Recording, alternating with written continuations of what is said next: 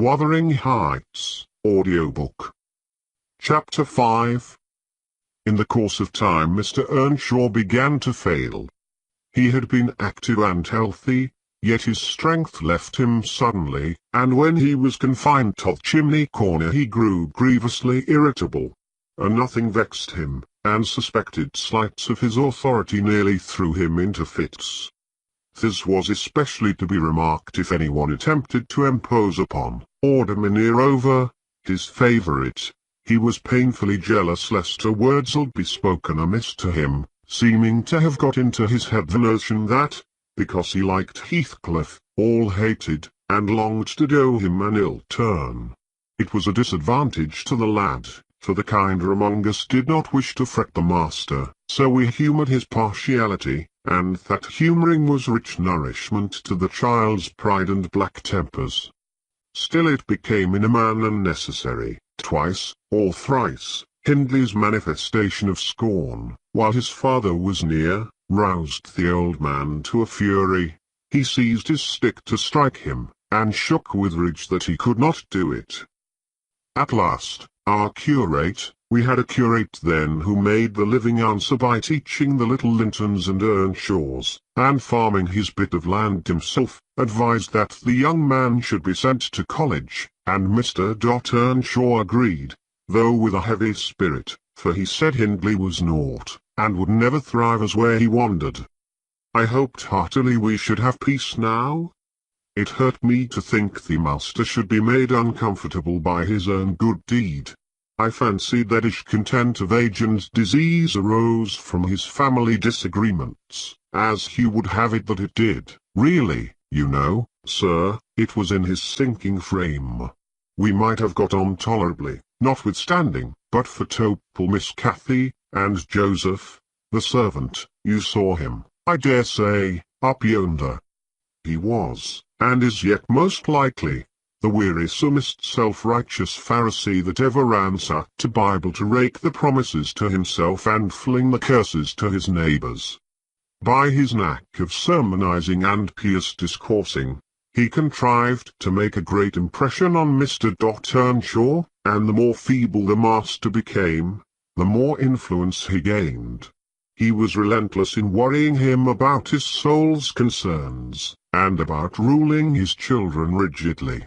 He encouraged him to regard Hindley as a reprobate, and, night after night, he regularly grumbled out a long string of tales against Heathcliff and Catherine, always minding to flatter Earnshaw's weakness by heaping the heaviest blame on the latter. Certainly she had ways with her such as I never saw a child take up for, and she put all of us past our patience 50 times and oftener in a day. From the hour she came downstairs till the hour she went to bed, we had not a minute's security that she wouldn't be in mischief. Her spirits were always at high water mark, her tongue always going singing, laughing, and plaguing everybody who would not do the same.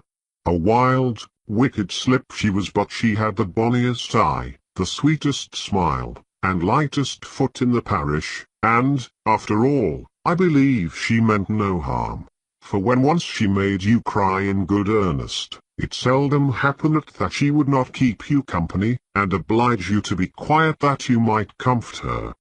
She was much too fond of Heathcliff. The greatest punishment we could invent for her was to keep her separate from him, yet she got chided more than any of us on his account. In play, she liked exceedingly to act the little mistress, using her hands freely, and commanding her companions. She did so to me, but I would not bear slapping and ordering, and so I let her know. Now, Mr Earnshaw did not understand jokes from his children. He had always been strict and grave with them, and Catherine, on her part, had no idea why her father should be crosser and less patient in his ailing condition than he was in his prime.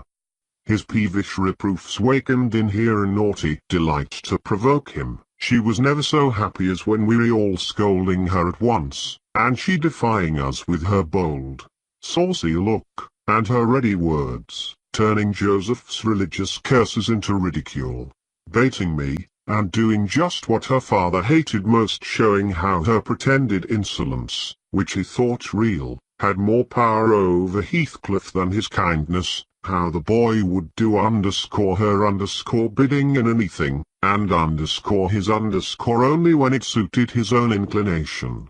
After behaving as badly as possible all day, she sometimes came fondling to make it up at night. "Nay, Cathy," the old man would say, "I cannot love thee, thou right worse than thy brother. Go, say thy prayers, child, and ask God's pardon. I doubt thy mother and I must true that we ever reared thee."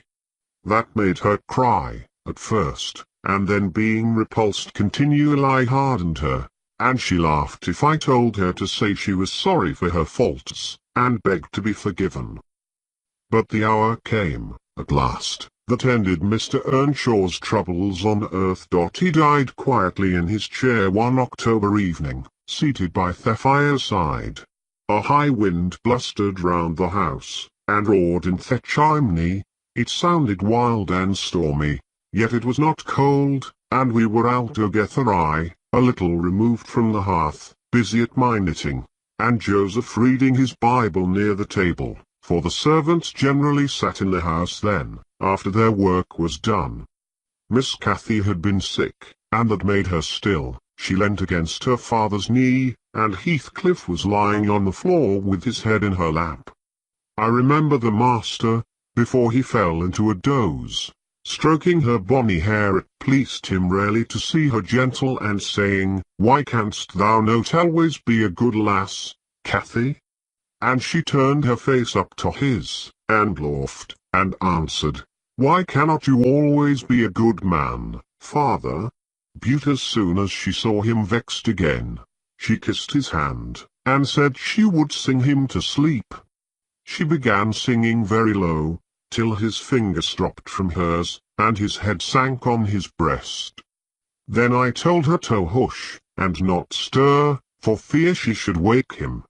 We all kept as mute as mice a full half-hour, and should have done so longer, only Joseph, having finished his chapter, got up and said that he must rouse the master for prayers and bed.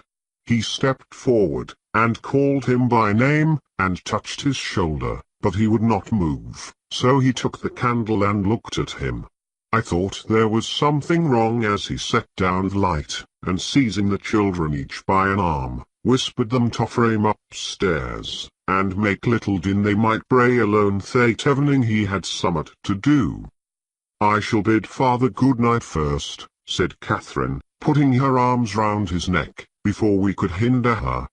The poor thing discovered her loss directly. She screamed out, "Oh, he's dead, Heathcliff! He's dead!" And they both set up a heartbreaking cry. I joined my wail to theirs, loud and bitter, but Joseph asked what we could be thinking of to roar in that way over a saint in heaven. He told him to put on my cloak and run to Gimmerton for the doctor and the parson. I could not guess the use that there would be of then. However, I went, through wind and rain, and brought one, the doctor, back with me. The other said he would come in the morning. Leaving Joseph to explain matters, I ran to the children's room. Their door was ajar. I saw they had never lain down, though it was past midnight, but they were calmer, and did not need me to console them. The little souls were comforting each other with better thoughts than I could have hit on. No parson in the world ever pictured heaven so beautifully as they did, in their innocent talk, and, while I sobbed and listened, I could not help wishing we're all the safe together.